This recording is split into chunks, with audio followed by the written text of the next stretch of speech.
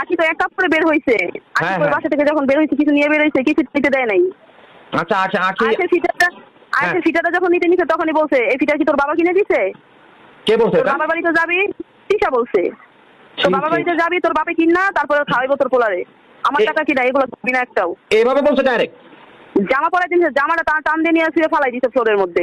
ইস ছি ছি ছি ছি ছি, মানে জঘন্য জঘন্য, কি বলবো। সেই যে বলে না যে আখি জামা কাপড় সব দিয়ে দিয়েছে, ওগুলো তো বিক্রি করছে, দামি দামি পোশাক আশাক যেগুলো এগুলো সব বিক্রি করছে, এগুলো কিছু কাউরে দেয় নাই। আর এর মধ্যে শুধু 2টা ড্রেস বুঝছেন, আমি আমার ইচ্ছা মতো নিচ্ছিলাম 2টা ড্রেস। আচ্ছা আচ্ছা, হ্যাঁ। যে একটা কতদিন ছিলাম ওদের ওইখানে, বেতন টেতন দেয় না, কাপড় চোপড় বানাইতে পারি না, বলছিলাম যে না জামা কাপড় তো নষ্ট হয়ে গেছে, ওই বলছিল যে তোমাদেরকে দিব, তো বলছিলাম তাহলে 2টা ড্রেস দিও আমারে, তা আমি আমার ইচ্ছা মতোই নিছিলাম, সবগুলো তো আমি করবো না, করবো যেরকম আমি ওরকম দেখে 2টা নিছিলাম। আর এছাড়া সবগুলো বলছেন ওরা বিক্রি করছে।